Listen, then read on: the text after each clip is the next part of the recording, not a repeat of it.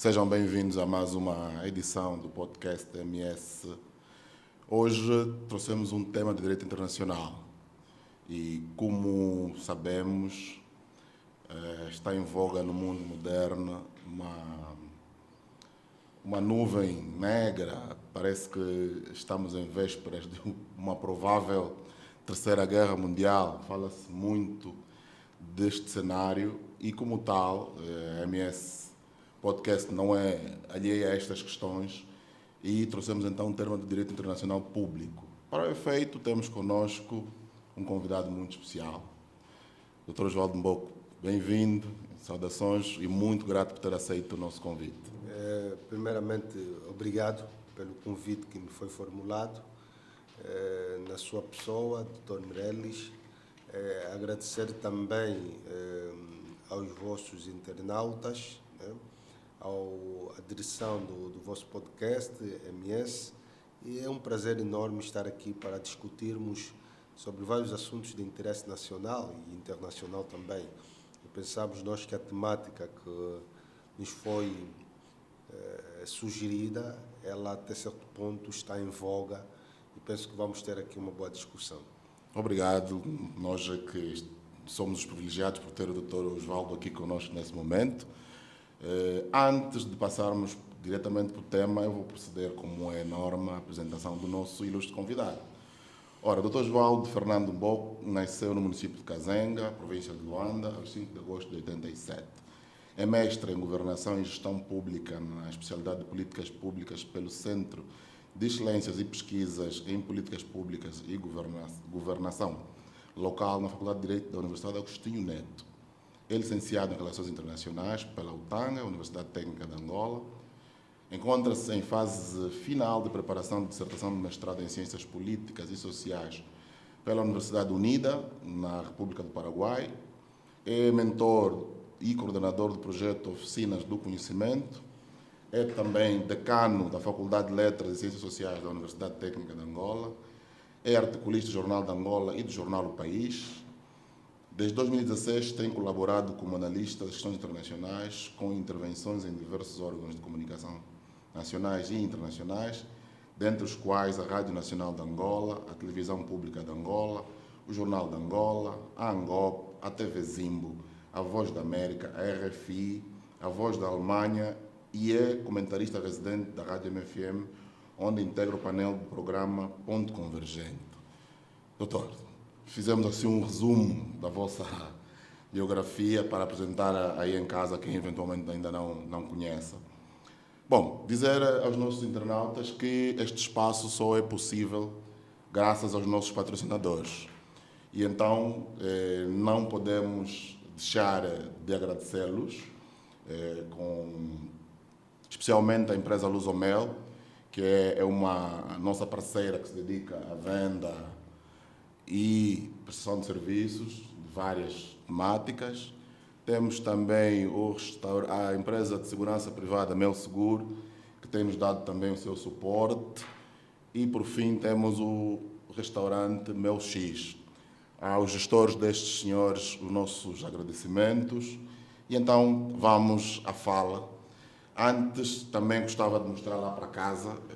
O Dr. Oswaldo tem outra faceta que eu não citei provavelmente aqui. Também escreve muito sobre relações internacionais. Tenho aqui 2 livros, dos 4, né, se não estou errado, dos 3 que estão publicados. Aliás, o terceiro está no carro, depois vamos mostrar, que também tenho por direito. Bom, eu que vos falo, o condutor desse programa, sou o Meirelles Seca. Com o Dr. Oswaldo temos a coincidência de eu ter estudado também na Universidade Técnica de Angola, fiz lá a licenciatura em Direito, portanto, é a nossa alma mater, como dizem os latinos. E então, doutor, vamos à conversa.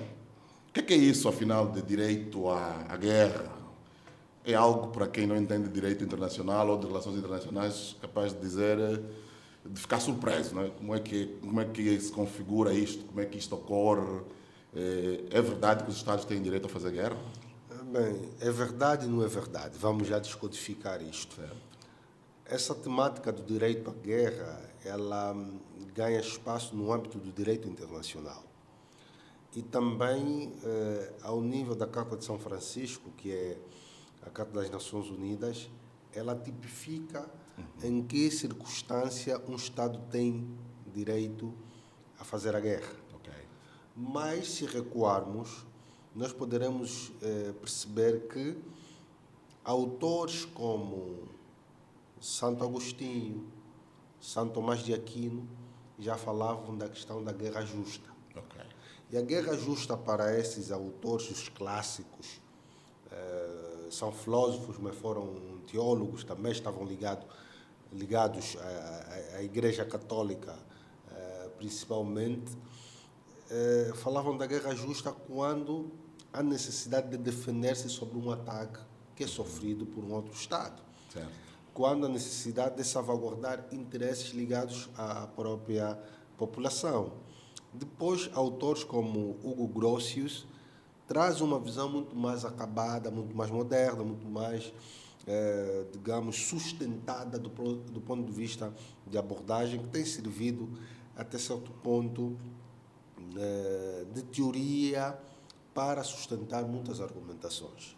Agora, voltando para a Carta de São Francisco, que é a Carta das Nações Unidas, se olharmos para o número 4 do artigo 2 dessa mesma carta, dá nota que todos os Estados devem se abster de atacar territórios alheios, de uso da força, etc., etc. De uma proibição do uso da força e de ataque. Mas depois, essa mesma carta, no artigo 51, ela abre aquilo que são, digamos, em caso de exceções. E há duas neste âmbito. E a primeira exceção é a legítima defesa. Ok. Ou seja, se um Estado for atacado por um outro Estado, esse Estado tem direito de defender-se. E aí tem a questão da legítima defesa. Mas também ela limita a legítima defesa com o âmbito da proporcionalidade. Ok. Ou seja, a legítima defesa não pode ser desproporcional com o ataque que sofreu. Repara, se esse Estado foi atacado por, digamos, armas convencionais, o outro Estado não pode fazer legítima defesa com armas de destruição em massa, por exemplo. Certo. Então, aqui tem a questão da proporcionalidade também. E aí, algumas vezes, trazemos aqui exemplos da invasão dos Estados Unidos ao Iraque em função do 11 de setembro, que até houve o amparo da própria Nações Unidas. E a outra, digamos, exceção, obrigado, que um Estado pode atacar o outro Estado, um Estado não diria, mas uma coligação de Estado a um Estado, é quando este é autorizado pelo Conselho de Segurança das Nações Unidas. Como deve calcular, o Conselho de Segurança das Nações Unidas é, diria, o órgão competente das Nações Unidas para fazer a guerra e paz. E também estão neste órgão, digamos, a pentarquia que venceu a Segunda Guerra Mundial, ou então os P5, se preferirmos, excepto a China. Ou seja, fazem parte, como membro do Conselho de Segurança das Nações Unidas, a Rússia, que herdou a herança da antiga União da República Socialista Soviética, fazem parte a Inglaterra, faz parte também os Estados Unidos e faz parte a França, os vencedores da Segunda Guerra Mundial. Certo. Depois entra a China. Esses têm um elemento que se chama direito de veto. O que é isto, veto?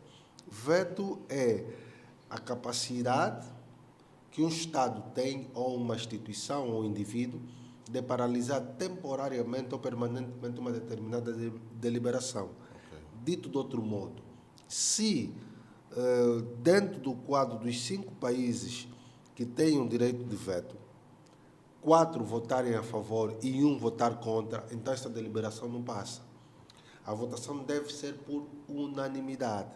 Mas voltando, no cenário em que o Conselho de Segurança autoriza uma intervenção militar, isto aqui no capítulo 7º da própria Carta, concretamente o artigo 39, que permite que, se verificar situações que podem pôr em causa questões como direitos humanos, questões como que está em marcha algum genocídio, então o Conselho de Segurança das Nações Unidas pode autorizar, digamos, uma intervenção militar, como houve na Líbia, levantou-se a zona de exclusão aérea com a resolução 1973 do Conselho de Segurança das Nações Unidas sobre estas questões, porque foi argumentado pelos Estados Unidos na altura que questões ligadas aos direitos humanos estavam a ser postas em causa naquela situação. Então, nós temos aqui essas duas situações em que a guerra ela pode ser legítima. Então, daí que se fala também da guerra justa e da guerra injusta. Agora, quando um Estado ataca um outro Estado de forma deliberada, sem qualquer fundamentos e amparo no direito internacional, sem sombra de dúvida, está a violar a soberania de um outro Estado. Então, temos aqui este dilema: quando é que é uma guerra justa, quando é uma guerra injusta, e quais são, digamos, o amparo, até só do ponto do direito internacional quanto a esta matéria. Mas, se repararmos, para além desses dois elementos que fizemos aqui menção, nós também temos a Convenção de Genebra, não consigo precisar, mas penso que é de 1949, salvo erro, que regula uma série de questões no âmbito do conflito.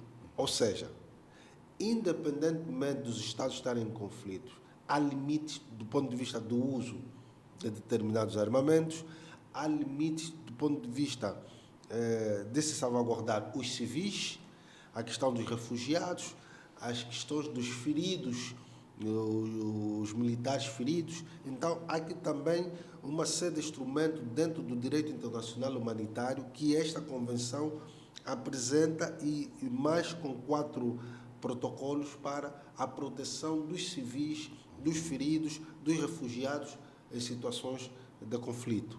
Daí que, sempre que nós assistimos que o exército está a matar civis, falamos que estamos perante a crimes de guerra. Certo. Pois é, muito bem, Dr. Osvaldo. Preocupa-nos sobremaneira a avaliação que fazemos em relação ao estado atual do mundo. Há no ar uma espécie de receio, temor mesmo, de que possa ocorrer uma terceira guerra mundial. Porque os Estados, depois do fim da Segunda Guerra Mundial, intensificaram aquilo que a doutrina chama carreira armamentista. Hoje fala-se inclusive de armas que, a serem usadas, não haverá vencidos nem vencedores. Colocaremos a humanidade em perigo de existência. Como é que o doutor encara este facto? Há de facto esse risco? Justifica-se o temor que as pessoas têm de que possamos nos próximos tempos viver mais um período de guerra à dimensão global? Bem, nós estamos sempre a viver uma guerra em dimensão global. O mundo tem constantes guerras. Agora, o que nós temos que perceber é que tipo de guerras nós estamos a falar. Nós podemos falar que é a guerra comercial. Existe outra forma hoje dos Estados guerrearem-se. E os Estados no sistema internacional, eles competem. E a competitividade é natural, é normal. E não existe a paz perpétua, como defendeu Immanuel Kant. A natureza do homem, por si só, é uma natureza de conflitualidade. Certo. Okay? Na busca da sua sobrevivência, e a busca da sua sobrevivência em função de recursos escassos, muitas vezes faz com que necessariamente deve aniquilar outros estados, outros indivíduos. É a própria competitividade, aquilo que Thomas Hobbes defendeu na sua obra Leviatã, de 1651, Hominis lobo, quer dizer, que o homem é o lobo do próprio homem. Essa visão animalística das coisas faz com que o homem esteja em constante conflitualidade por si só. E mais, falaste da corrida armamentista. Hoje os Estados perceberam que, para terem uma grande respeitabilidade no sistema internacional, é necessário adotar uma postura armamentista que salvaguarda possíveis ataques, que também serve como uma arma de dissuasão, que são as armas de destruição em massa ou as armas nucleares. Repara, por que os Estados Unidos e os seus aliados não atacam a Coreia do Norte? Porque se percebe que a Coreia do Norte provavelmente já desenvolveu a arma nuclear e que se percebe que o seu líder é um líder irracional. Daí que disseste que pode pôr em causa a existência do mundo. No mundo só foram disparadas 3 bombas nucleares. A primeira no deserto do Grande México, que foi um ensaio dos americanos. As duas, segunda e terceira, foram já no final da Segunda Guerra Mundial, que foram na região de Hiroshima e Nagasaki, que o nome técnico é Little Boy e Fat Boy, e até hoje nós conhecemos as consequências do estrago do lançamento dessas bombas. A radiação continua a fazer que algumas pessoas vão nascendo com uma deformação congênita. Aqueles territórios em que as bombas foram lançadas se tornaram inférteis para o cultivo. Então, o mundo reconhece essas questões. Daí eu falava da guerra em outra dimensão, trouxe a guerra comercial, poderia trazer hoje a guerra cibernética. Hoje, os Estados podem não se degladiarem de forma direta. Os Estados que têm a mesma capacidade, porque dificilmente vamos assistir os Estados Unidos, a Rússia e a China, do ponto de vista militar, a se degladiarem de forma direta. Podem procurar aquilo que os proxies, que nós chamamos em relações internacionais, que são os Estados, as guerras por procuração, os Estados que podem dar continuidade a essas mesmas guerras. Podem procurar zonas onde cada um apoia um lado para se confrontar. Isso pode acontecer. Mas um envolvimento, uma guerra direta entre esses 3 autores, nós saberíamos que o mundo provavelmente não poderá existir se esses atores se degladiarem. Certo. Como o próprio presidente Putin disse, é uma guerra que pode nunca ter vencedores. Então, daí que eu dizia que a arma de destruição em massa, em alguns casos, também serve como elemento de dissuasão e para não ser atacado com outro Estado e ter alguma respeitabilidade. Agora, eu tenho estado a defender que nós continuamos numa guerra constante. E essa guerra constante ela ganha outras configurações, ou por guerra de procuração, ou por guerra comercial, ou por guerra cibernética, e tudo isto vai acontecendo. E há um outro elemento quando nós falamos da corrida armamentista. Tem a ver também com um elemento que nós, em relações internacionais, chamamos o dilema da segurança. O que é isto? Como não existe uma estrutura central, global, que cuida da segurança de todos, então cada um de nós tem a necessidade de procurar a sua própria segurança, se armar, fazer a sua corrida armamentista. Mas o facto do outro Estado estar a se armar cria-me alguma desconfiança. Certo. Logo, eu também tenho esta necessidade de me armar. Estamos perante ao dilema da segurança nas relações internacionais. Há conceitos novos que vão surgindo, não tão novos também.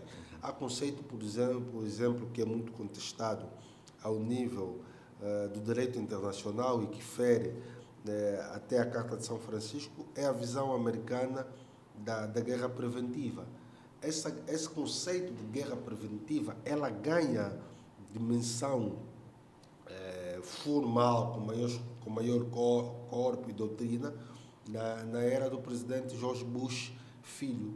A sua intervenção no Iraque, a sua intervenção no Iraque. Mas o que é isto, guerra preventiva?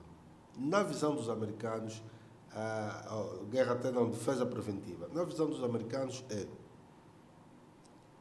se eles perceberem, os seus serviços de inteligência, a estrutura militar perceber que está a ser engendrado ou perpetuado atos que possam pôr em causa a segurança americana, seja lá onde for, eles sentem-se no direito de destruírem aqueles alvos. Isso tem estado a acontecer. Aconteceu quando Soleimani foi morto. Tem estado a acontecer das várias intervenções americanas. Os americanos recentemente, bombardearam o Irão, o centro de produção nuclear. Então, tudo isto também contrasta um pouco com aquilo que é o direito internacional e a Carta de São Francisco. Porque quando os Estados que estão na pentarquia do Conselho de Segurança das Nações Unidas agem de forma isolada, sem qualquer amparo, então fragiliza a própria instituição, faz com que os Estados mais pequenos também percebam que as Nações Unidas não têm um papel relevante sobre matéria de segurança a nível, a nível internacional. Isso vai fragilizando também a própria Carta de São Francisco.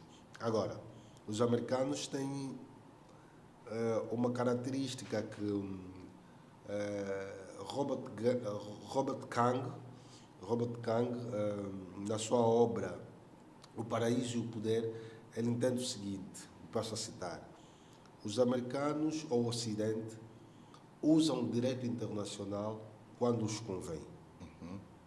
Quando não os convém, eles violam o direito internacional. Ou seja, se uma situação em concreta beneficiar o Ocidente e que tem amparo do direito internacional, eles vão usar o direito internacional. E quando não os beneficia, eles violam o direito internacional sobre as suas alegações que eles podem fazer. E tem também, o próprio autor ainda diz que eles funcionam como o xerife do mundo, do ponto de vista da institucionalização da democracia pelas bombas. Então, estamos perante a esta visão, e eu às vezes tenho estado a defender.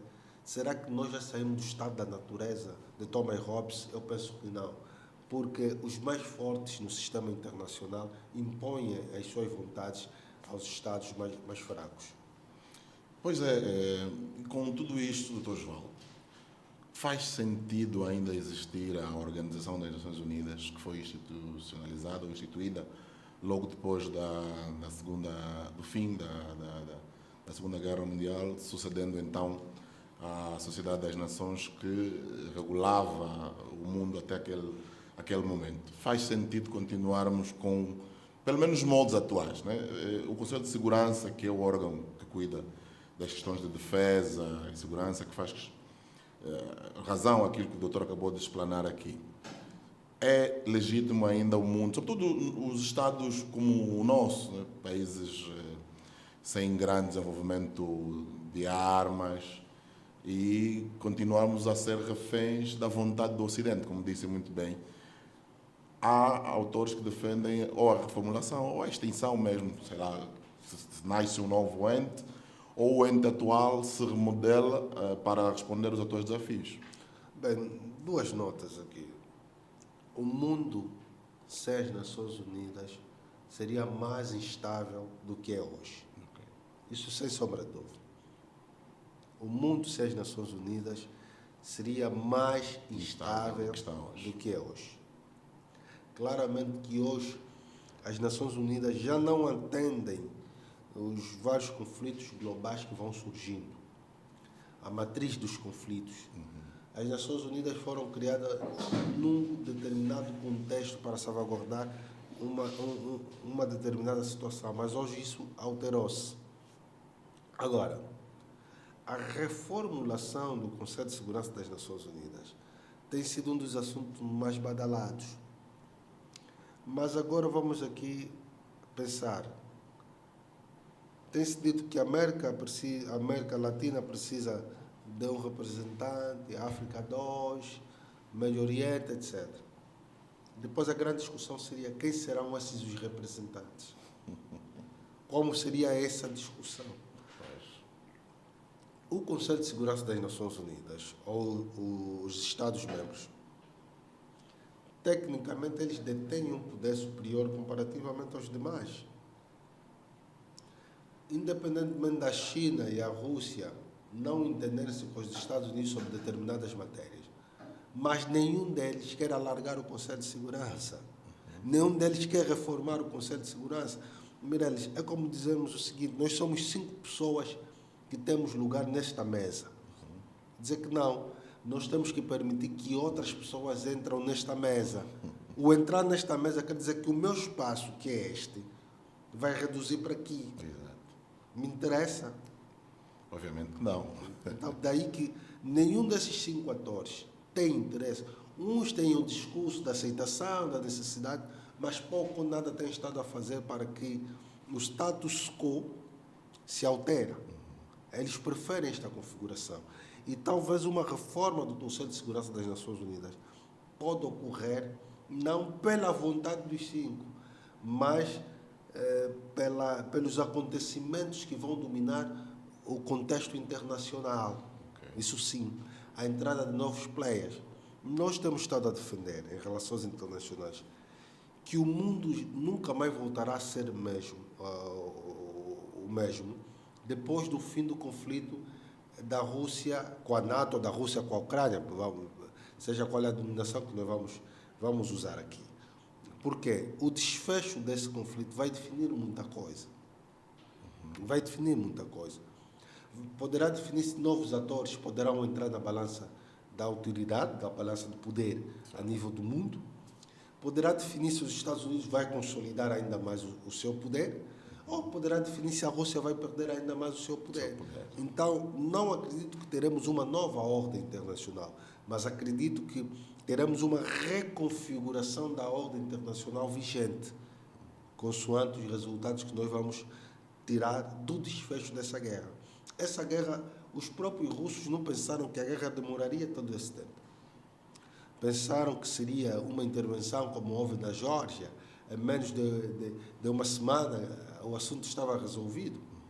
Então nós estamos a assistir primeiro à resistência do povo ucraniano, mas também o apoio do Ocidente. O próprio presidente Trump já disse agora que vai enviar armamento para a Ucrânia, porque também é um negócio isso. Claro. Isso também é um negócio. E este negócio, a guerra, é um dos negócios mais lucrativos que existe, as armas também. Então, os Estados olham também para esta dimensão. Hoje, os Estados Unidos podem até dizer que não, nós queremos terminar com a guerra, mas a grande questão é como é que nós vamos terminar com a guerra, como é que nós vamos nos beneficiar com o término desta guerra e o que é que nós vamos ganhar. O nosso dinheiro investido, como é que vai vir? Daí é que o presidente Trump, na altura, entendeu que já era fundamental se acabar com a guerra, mas, em troca disto, a exploração de terras raras ucranianas para a devolução do dinheiro investido. Elemento esse que também não ficou bem definido, porque há outros elementos que também são de interesse russo. Daí é que nós assistimos recentemente com que o acordo de paz entre a República Democrática do Congo e o Ruanda está a ser negociado em Washington. Por quê? Porque o presidente Tshisekedi havia manifestado, junto do presidente Trump, a necessidade de garantir segurança em troca de exploração de terras raras. E num mundo com bastante conflitualidade, os americanos precisam disto. Daí é que nós assistimos à forma inglória como nós saímos da mediação do conflito e basicamente humilhados pela posição tomada pelos dois presidentes, o presidente Tshisekedi e o presidente Kagame também, e vimos que foram para o Catar, mas depois foram para os Estados Unidos. Há interesse no meio de tudo isto. Há grandes interesses no meio de tudo isso. Claramente que se os americanos tiverem que explorar terras raras e mineiros na RDC, porque existe uma grande presença chinesa, tem-se dito que aproximadamente 70% das empresas que estão lá a explorar são empresas chinesas, e há também essa intenção dos próprios americanos acabarem por reduzir ao máximo a presença e a influência chinesa nesse espaço. Se tivermos a presença chinesa, o que é que vai acontecer? Necessariamente eles precisam do corredor do Lubito. Por quê? Porque é a rota mais barata, é a rota mais curta para o Atlântico, e nós e os americanos estamos no Oceano Atlântico. Muito bem, professor, fez menção ao conflito já longo entre a Ucrânia e a Rússia. Este conflito, a meu ver, trouxe, ou deixou a nu, passa a expressão, alguma debilidade dos europeus. E vê-se que na União Europeia há um aumento dos orçamentos para que os Estados se possam armar. Há algum receio que o final deste conflito venha trazer um novo autor que seja, por exemplo, há a questão da supremacia que anda entre a França e a Alemanha, né, na gestão e o suporte de toda a Europa. E há também o desinvestimento dos americanos para a União Europeia. A que se deve isso? Bem, duas notas. Os americanos, ou melhor, os europeus, depois da Segunda Guerra Mundial, eles basicamente relegaram as questões ligadas à defesa e segurança para o segundo plano. Passaram a dar maior atenção às questões sociais, bem-estar, essas todas as coisas. Por quê? Porque houve aquela garantia dos americanos continuarem a apoiar por via da NATO, porque os americanos são os principais contribuintes da NATO.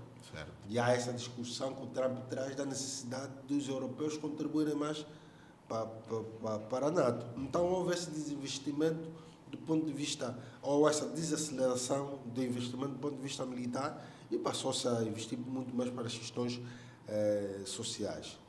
Hoje o presidente Trump entende que não, é necessário mudar esta configuração. E esta configuração que obriga com que os atores europeus passam a contribuir muito mais para a NATO. Se lembrarmos, no primeiro mandato do presidente Trump, ele havia dito que a NATO era um instrumento obsoleto e que ameaçava se retirar da NATO. Já nesse mandato esforçou com que os outros Estados contribuíssem mais digamos, para a contribuição para os gastos da própria NATO. O presidente Trump tem uma visão da América em primeiro lugar. E ele pensa que é necessário que até os seus parceiros mais tradicionais passem a contribuir mais. Daí que ele tinha feito no primeiro mandato era taxar as empresas americanas que estavam a produzir fora do espaço americano os seus produtos que entravam na América. Isso para fazer o quê? Esforçar com que as empresas voltassem a produzir nos Estados Unidos e dar emprego aos americanos, baixar o índice de desemprego e aumentar aquilo que é, digamos, a produção americana. Só como o senhor até sabe melhor do que eu e é jurista, a lei trabalhista americana é muito mais pesada em termos de direitos ao trabalhador comparativamente na Índia, na China. Exatamente. Então isso faz com que os empresários tendencialmente deslocam unidades fabris para esses estados. E há um artigo de um autor que agora não me vem em mente, que ele diz o seguinte, que o desenvolvimento da China, em grande medida, foi feita pelos próprios americanos ou os ocidentais, porque eles deslocaram as unidades fabris para lá, os chineses foram vendo a tecnologia, foram aperfeiçoando e hoje se tornaram no que são hoje. Pronto.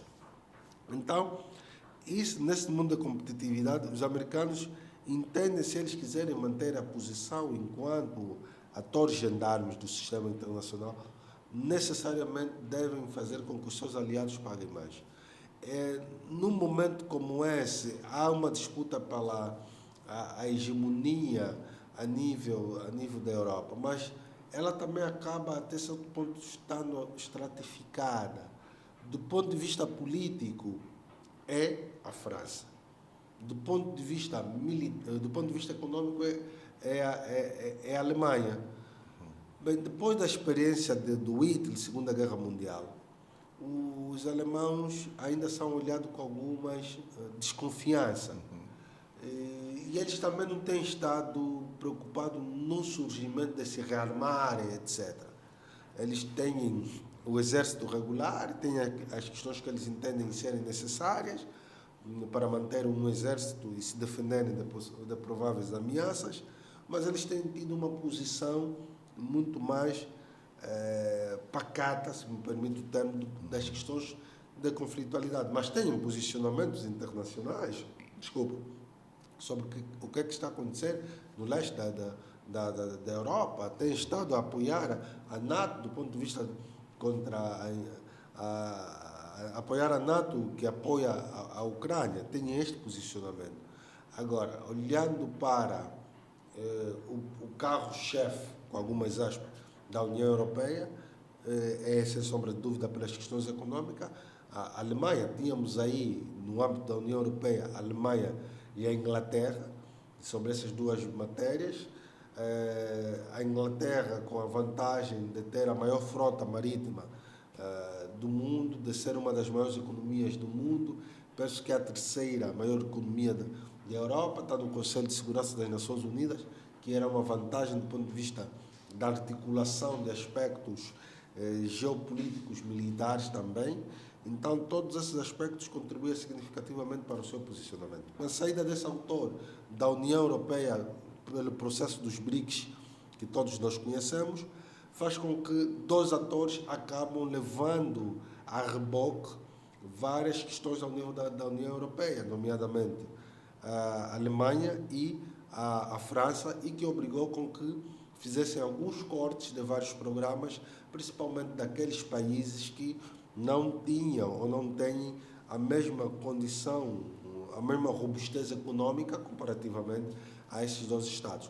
E os Estados Unidos percebe que, para se manter enquanto Estado gendarme, tudo deve fazer para retardar o crescimento econômico, tecnológico, o crescimento, digamos, militar da China. Daí que os americanos entenderam inicialmente taxar os produtos, etc., mas tiveram que recuar porque viram que as consequências para taxar os produtos chineses seriam muito altas, porque quem tem a maior dívida americana é a China. Muitos produtos que os americanos usam vêm da China. O próprio presidente Trump, com o seu chapéu American Green Again, acabou também por serem fabricados os chapéus na China. Então, essa é uma demonstração clara que o mercado americano também é um mercado que consome muito produto chinês. Claramente que se os chineses não exportam para o mercado americano, que é um dos maiores mercados do mundo, vão ter, sem sombra de dúvida, alguma consequência econômica. Com certeza. E para nós, os africanos, nós, os angolanos, nessa altura, temos o privilégio de presidir, por intermédio do presidente João Manuel Gonçalves Lourenço, a União Africana. É uma vitória clara da nossa diplomacia, mas há um ator que não tem sido muito mencionado nesse processo, né, que é o ministro António, que tem claramente as suas impressões digitais também nesse processo. Que lições é que nós estamos a colher? Qual é o preparo que a União Africana tem? Porque no fim do dia ficamos com a sensação de que a África continua a ser apenas aquele fornecedor de matéria-prima, e depois compra produto acabado do Ocidente, e também agora exporta em demasia mão de obra barata. Bem, eu não sei se exporta a mão de obra barata. O que eu sei é que os africanos vão para esses lugares. Invadem esses territórios. Claramente. Mas, repara, Meirelles, onde é que fica a África? A África fica onde disseste que tinha que ficar, onde fica, que é o entreposto de matéria-prima. A África é o entreposto de matéria-prima, infelizmente.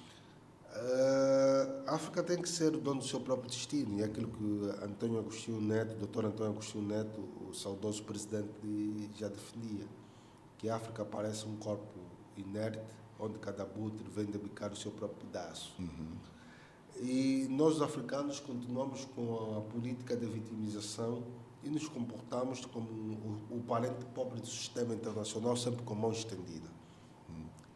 Nós temos muitos desafios da segurança e temos desafios também de desenvolvimento. A África tem a população mais jovem do mundo, mas ao mesmo tempo a população menos escolarizada do mundo. Isto é por opção política. É porque os políticos estão a falhar com aquilo que é a missão central, em primária. Não podemos continuar a ter a população mais jovem do mundo e ao mesmo tempo a menos escolarizada. Investe-se pouco ou quase não se investe naquilo que é investigação. Como é que nós vamos desenvolver desta forma? É difícil. Eu tenho estado a defender que o principal inimigo dos africanos, o principal inimigo de África são os próprios africanos. Em que, em muitos casos, os servidores públicos o que é que fazem? Vão dilapidar o erário e vão domiciliar lá fora. Vão domiciliar lá fora. Okay? É uma questão... Então, hoje os inimigos de África, hoje os abutres de África não são os ocidentais. São os próprios africanos que pilham recursos, o erário e domiciliam lá fora.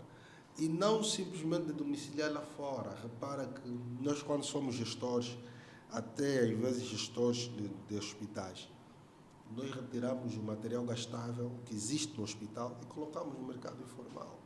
Não é o Ocidente que vai nos pedir para nós termos uma atitude desta dimensão. Claramente. Não é o Ocidente, é a consciência. Agora, quanto à nossa presidência da União Africana, eu tenho uma visão muito própria quanto a isso. E eu tenho estado a defender que nós poderíamos ter tido uma presidência muito mais com marcas mais indeléveis. E não vamos ter, porque já estamos em julho. Julho, sim. Já estamos em julho. E eu durante muito tempo defendi que nós precisávamos de uma agenda clara da nossa presidência. Infelizmente eu desconheço essa agenda, se existe, desconheço essa nossa agenda da União Africana. Porque nós tínhamos que nos concentrar as nossas atenções para problemas que em um ano poderiam ser viáveis a sua resolução. E penso que nós não fizemos isso. Nós vamos realizar agora uma cimeira sobre infraestrutura, porque é o caminho para o desenvolvimento, mas os resultados não chegam hoje. Não chegam hoje. Nós poderíamos nós poderíamos também restringir a nossa própria atuação com um lema que vem da própria União Africana, que tem a ver com justiça para os africanos e afrodescendentes por meio das indemnizações e reparações. Nós temos que ter um plano, uma estratégia clara. Como é que nós vamos fazer para que o portfólio africano que foi tirado de forma grosseira de África e foi domiciliado lá fora, tem que voltar para o continente africano. Nós temos que fazer advocacia junto desses países onde estão domiciliadas essas peças africanas. Isso teríamos resultados. Nós tínhamos que olhar para questões menos complexas sobre resolução de paz, sobre diferendos que existem, para tentarmos dar tratamento. Aí sim, deixaríamos uma marca indelével na nossa presidência. Não estou a dizer que temos que descurar os aspectos em volta dos problemas macro, como a questão do Sudão, como a questão da RDC, que ocupa um papel central para quem vai presidir, sim. Mas estou a olhar que nós deveríamos ter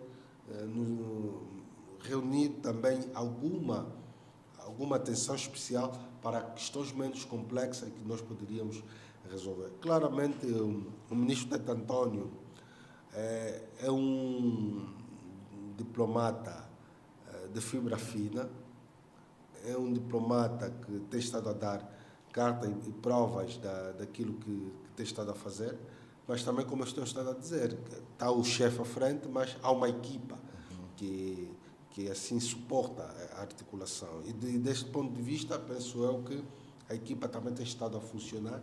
Então, a toda a equipa e o próprio ministro, e até o Presidente da República, porque o Presidente da República, com a luz da Constituição, o artigo 121, ele é o principal articulista da política externa. E agora, quer dizer, cabe a ele dirigir tudo isto. E temos tido alguns êxitos do ponto de vista de matérias ligadas à diplomacia, preventiva.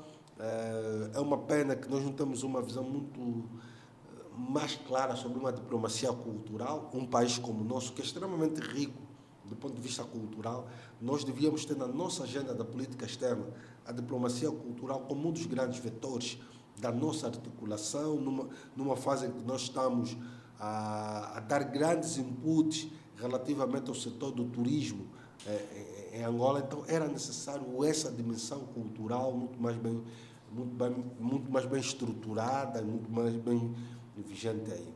Claramente que não estamos bem ou não temos os resultados esperados da diplomacia econômica. Fizemos um grande investimento, mas os resultados, mesmo sem dados, digamos, oficiais da PIEX ou do Ministério das Relações Exteriores ou de um órgão do Ministério do Comércio ou de um órgão competente para tal, é notável que a nossa diplomacia cultural, a nossa diplomacia econômica não produziu os resultados pelos quais nós pretendíamos que assim tivéssemos esses resultados. Mas vamos continuar a trabalhar para ver se conseguimos isso. Mas a diplomacia cultural, econômica, obriga com que vários constrangimentos sejam ultrapassados. E um deles é o ambiente de negócio. O nosso ambiente de negócio, infelizmente, não é muito atrativo. Isso faz com que as várias pretensões de muitos empresários acabam não ficando. Daí a discussão que realizamos recentemente, a Cimeira de Negócios Estados Unidos-África, que se foi em Luanda, e depois as pessoas perguntam resultados factíveis, e que os resultados também não são imediatos, porque esse é um período de contactos, etc. As pessoas conheceram as potencialidades, mas depois temos aquilo que é o ambiente de negócio, que continuamos a ter estrangulamentos. Nós temos zonas em Angola que não têm acesso à energia elétrica, mesmo com o investimento que nós fizemos do ponto de vista da construção de barragens. Temos problema de transportação de energia, enquanto nós deveríamos ter feito isso na mesma velocidade. Então, isso faz com que também empresários não vão para essas localidades. Temos esses problemas, temos esses estrangulamentos e temos que resolvê-los. Pois é, João. Relativamente a isto, eu estou plenamente de acordo que no quesito ambiente de negócio, uma das grandes questões que se levantam é a ineficiência do nosso sistema de justiça, que é algo que eu, enquanto advogado, digo que falta vontade política para que haja mudanças nesse quesito. E é possível, porque o investidor, e disse muito bem o Dr. Osvaldo, precisa de garantias que eu vou colocar o meu dinheiro e se eventualmente, durante o processo de investimento, haver possibilidade ou seja, surgir um conflito, rapidamente se possa resolver. Com um empresário, uma multinacional, não vai perder 5, 6 anos à espera de uma decisão judicial, que infelizmente é o tempo que ainda levamos para resolver um conflito mínimo de terra. E também temos o problema das correspondências bancárias, né? Parece que há todos os dias ouvimos um dos... Repatriamento de capitais. Sim, um dos sócios do BIC, fazendo menção de que há 6 ou 7 anos que não consegue repatriar os seus dividendos.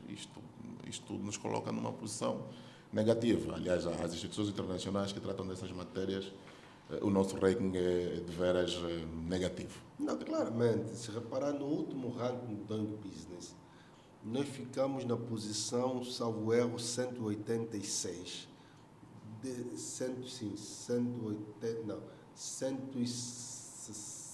186.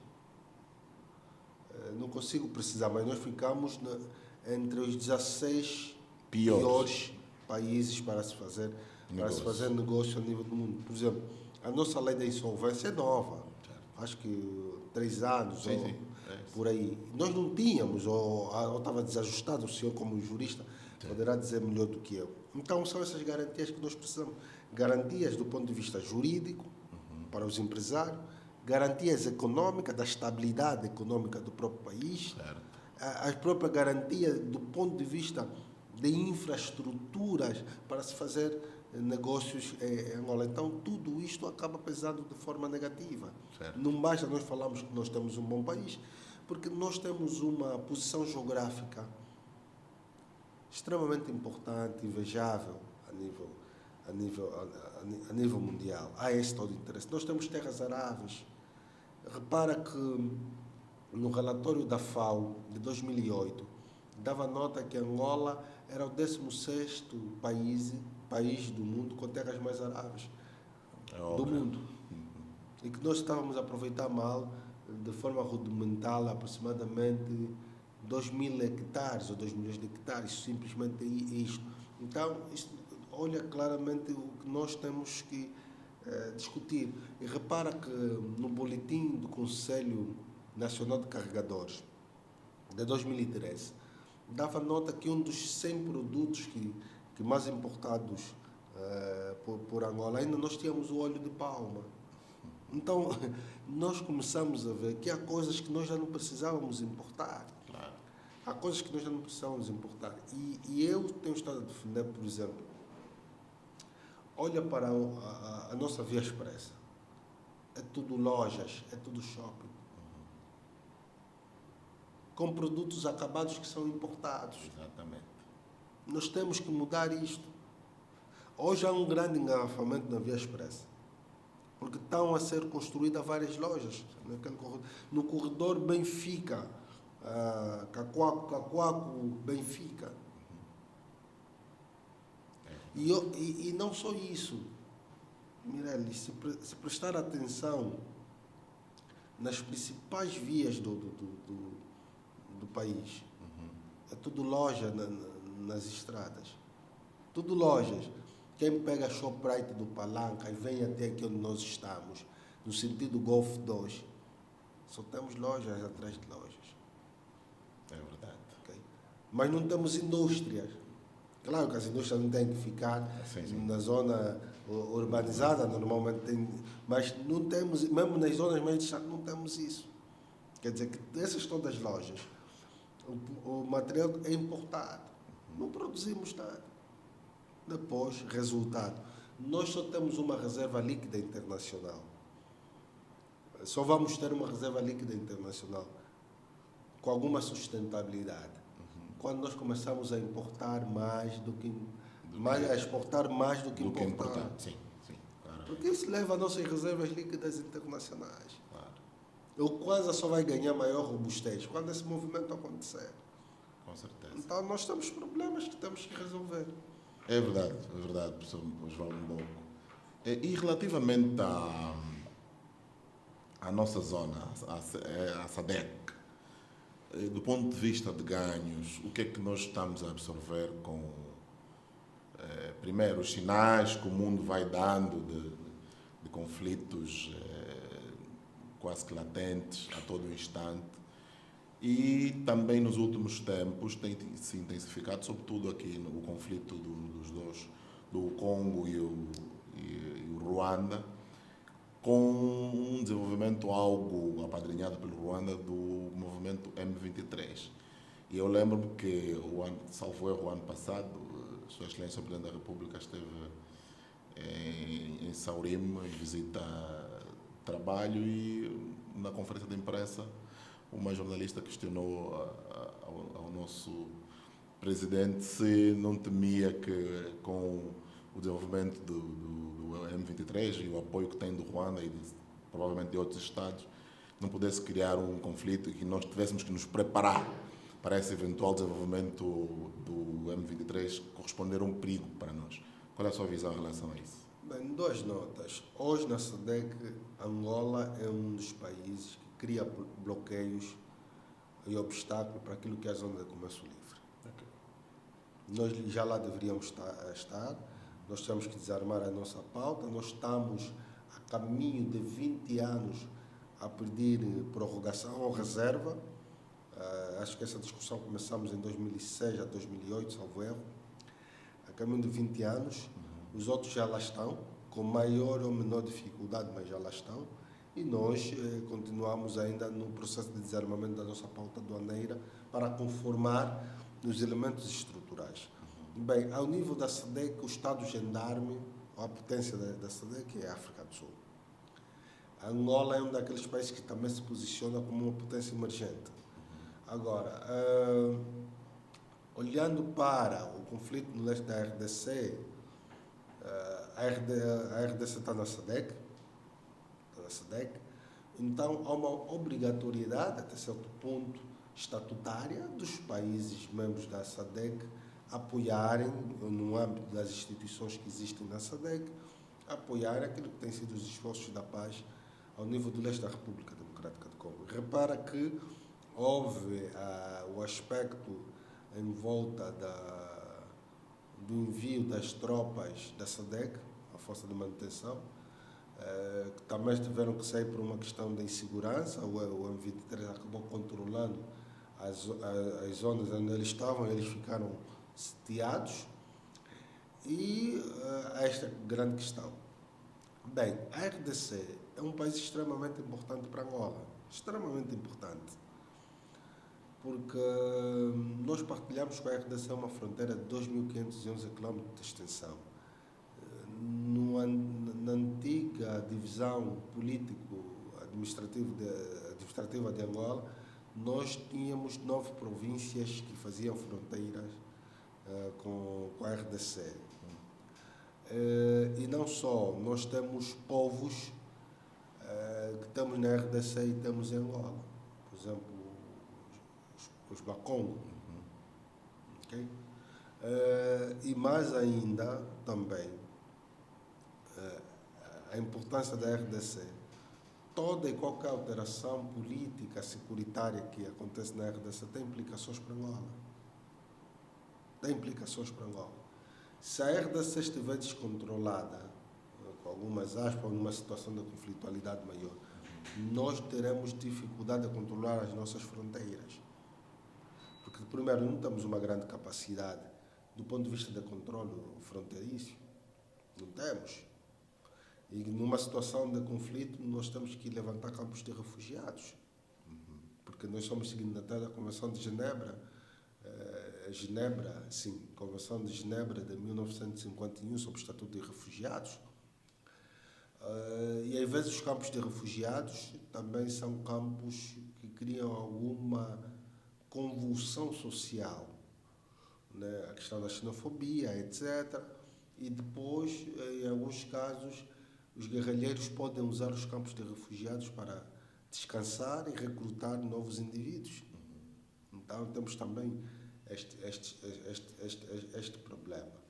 E olhando para esta toda conflitualidade, é do interesse de Angola que a RDC esteja minimamente estável, para não se ver abraço com as consequências daquilo que pode ser a situação da instabilidade da RDC. E repara que eu estou estado a defender que a grande comunidade de angolanos na diáspora não está na Europa, não está em Portugal, está na RDC. Está na RDC. Porque na década de 60, 70, 80, muitos angolanos saíram daqui enquanto refugiados, etc., perseguições políticas, foram para a RDC. Criaram famílias. Há angolanos que nasceram na RDC e nunca vieram para Angola. Não sabem falar português. Daí que nós temos muita dificuldade na altura da questão do tratamento dos bilhetes. Há pessoas que não têm documentos. Então, nós temos esse todo problema. E daí que eu disse que a RDC é extremamente importante para nós. E não só por isto. A RDC também é um grande mercado. Eles são aproximadamente 100 milhões de pessoas, sim, realmente. De consumidores. Sim. Nós produzimos, nós podemos olhar para a RDC como um bom mercado para nós exportarmos. Aliás, desculpe interromper, Dr. Osvaldo, em relação a esta temática, há relatos do sul de Angola. Eu, na minha atividade de advogado, tenho andado pelo país e já estive nas 21 províncias, como é óbvio. E há um fenómeno que ocorre, sobretudo no sul, a começar aqui do Kwanza Sul até ao Bié. A plantação do feijão é feita uma compra antecipada pelos congoleses. Há agricultores que toda a produção de 2027, a título de exemplo, já está comprada. Quer dizer, formalmente os Estados não estruturam isso, tudo o nosso, e aí concordo com o que o Dr. Osvaldo acabou de dizer, do ponto de vista da integração regional, nós estamos muito, mas muito atrasados. E, aparentemente, para quem não tem informação concreta, é uma vantagem, porque usa-se aqui o protecionismo da indústria nacional. A indústria essa que não existe. Do ponto de vista prático, nós não temos indústria e não temos empresários capazes de ombrear com os outros. Mas, se nós não abrirmos, temos esse risco, depois mesmo no informal, como está a ocorrer com esses agricultores familiares, no essencial, que estão a vender para o Congo, e a maneira como estes produtos saem não representa receita tributária aduaneira para nós, infelizmente. E então é um tema que apela-se a quem de direito a, no mais curto espaço de tempo, alterar o estado de coisas. E concordo, o Congo Democrático, do ponto de vista estratégico, é o nosso maior aliado, não há dúvida. É um bom mercado. Só temos que ver como é que a nossa produção vai lá de forma legal. Certo. Mesmo o nosso combustível poderia ir lá de forma legal. Sim, claramente. Há um contrabando. Como é que vamos acabar com o contrabando? Vamos criar as condições para que isso chegue lá de forma legal. Exatamente. Ponto final.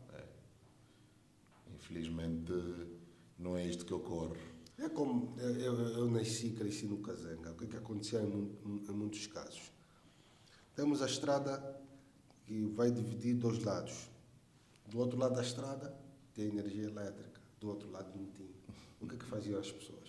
Puxavam a energia do outro lado, porque esse lado também precisava ter energia. Exatamente. Porque se quem tinha a obrigação na altura era a IDEL, agora é a ENDE, colocar energia dos dois lados, não haveria o famoso, como é que se chama aquilo?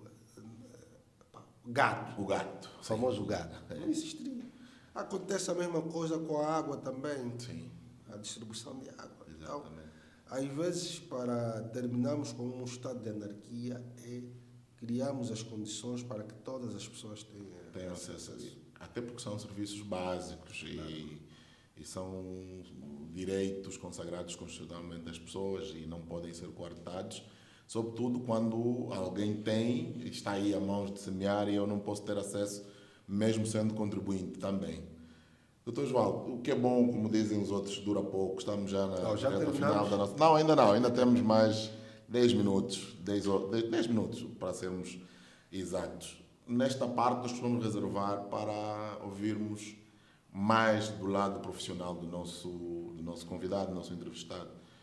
Eu sei dos muitos ofícios que o Dr. Osvaldo exerce, é professor, é responsável de uma faculdade, é escritor, é comentador, é colunista e mora em Luanda, uma das cidades mais difíceis do planeta Terra. Como é que consegue desenvencilhar-se disso para dar resposta a cada uma das tarefas que lhe são acometidas? Mireles,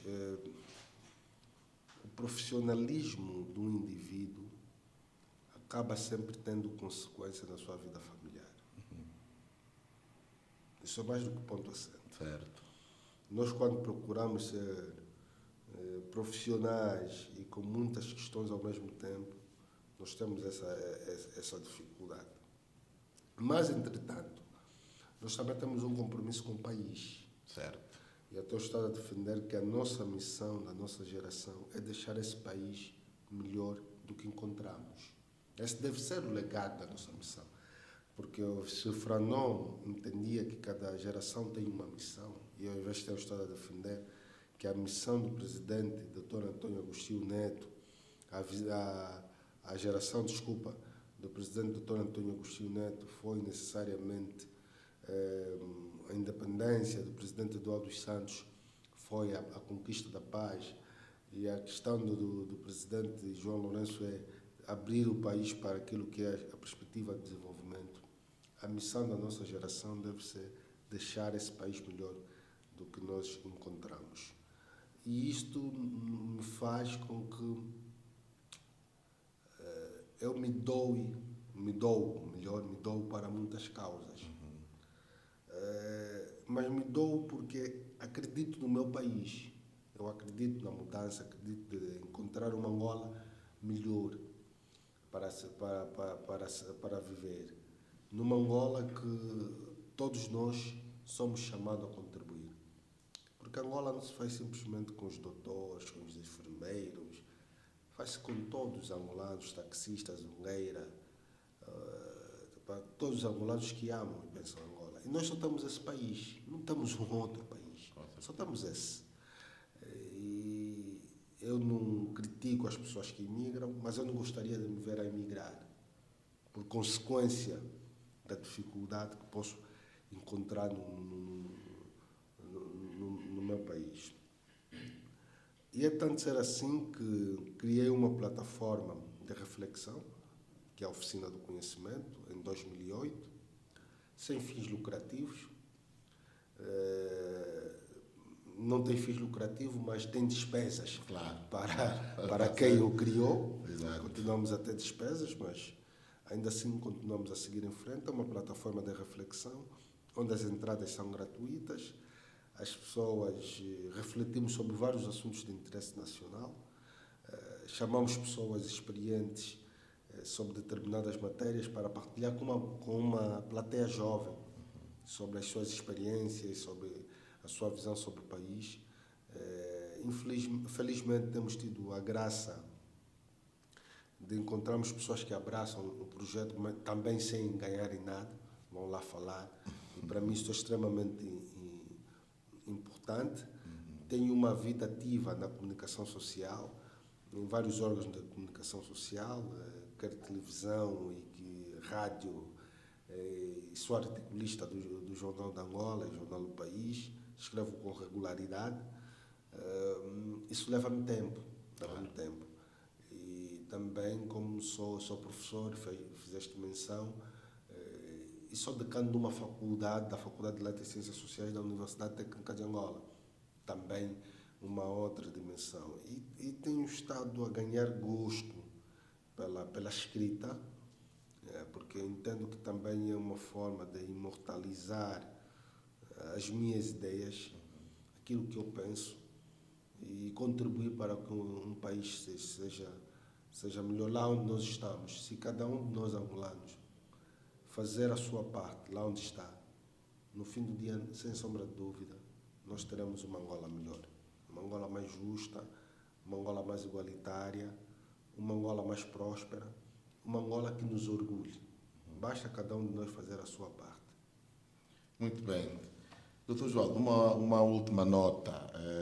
É inquestionável que Angola está a dar passos do ponto de vista de posicionamento africano e mesmo até global. Como é que estamos, do ponto de vista técnicos, nas organizações internacionais? Começar pela... Não estamos bem. Não estamos bem. Não estamos bem. Nós também nos falta, e eu faço essa provocação no último livro que eu escrevi, da inserção dos quadros angolanos nas organizações. Inicialmente, eu pensava que nós teríamos um grande número de pessoas de angolanos, né? Porque, às vezes, os quadros nas organizações, eles entram por duas vias, ou por candidatura individual, ou então endossada pelo próprio Estado. Okay. E é importante também dizer que quando os angolanos estão nas organizações, elas não estão em serviço do país. Eles nem devem reportar informações ao país. Mas é importante quando nós temos os angolanos. Por quê? Porque quem trabalha os principais dossiês que vão para a mesa dos chefes de Estados e de governo nas cimeiras são os técnicos. Então, quando temos um técnico angolano, é sempre importante, porque este técnico poderá, sem sombra de dúvida, influenciar também, dentro daquilo que são os seus limites, a produção de um documento que possa corresponder. Então, nós ainda temos poucos angolanos nas organizações internacionais. Precisamos aprimorar ainda mais. Precisamos fazer com que o nome de Angola seja, de facto, tida como um dos principais atores do ponto de vista das relações internacionais principalmente a nível do continente africano, por uma razão muito simples. Eu defendo o seguinte: a posição de Angola em África definirá a posição de Angola a nível global. Se a Angola for um ator importante, forte em África, claro que no sistema global terá maior respeitabilidade e será visto de uma outra forma.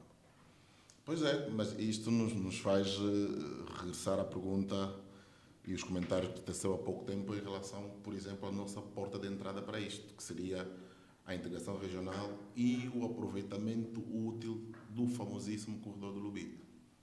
Bem, o corredor do Lubito é extremamente importante para nós. Né?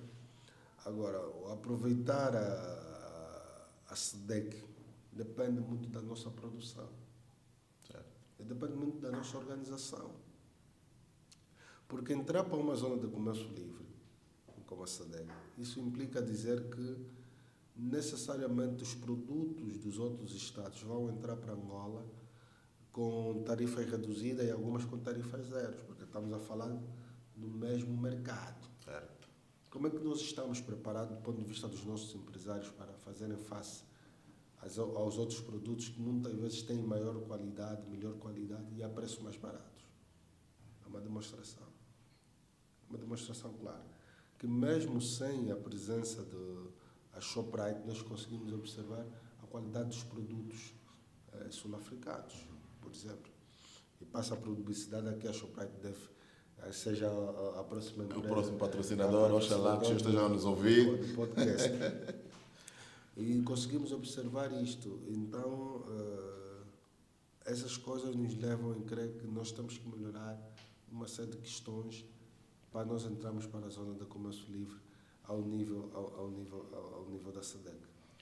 Dr. Osvaldo, nós estamos extremamente agradecidos por ter dispensado o seu tempo e debitado aqui conosco o seu saber. Contamos consigo para próximas ocasiões e aí em casa dizer-nos que pode seguir-nos nas nossas redes sociais, comentem, sugiram temas para os próximos podcasts e também podem, por que não, sugerir convidados. E nós estaremos aqui sempre para os servir. Já sabem, vamos juntos, porque sozinhos o destino será mais difícil. Até o nosso próximo podcast.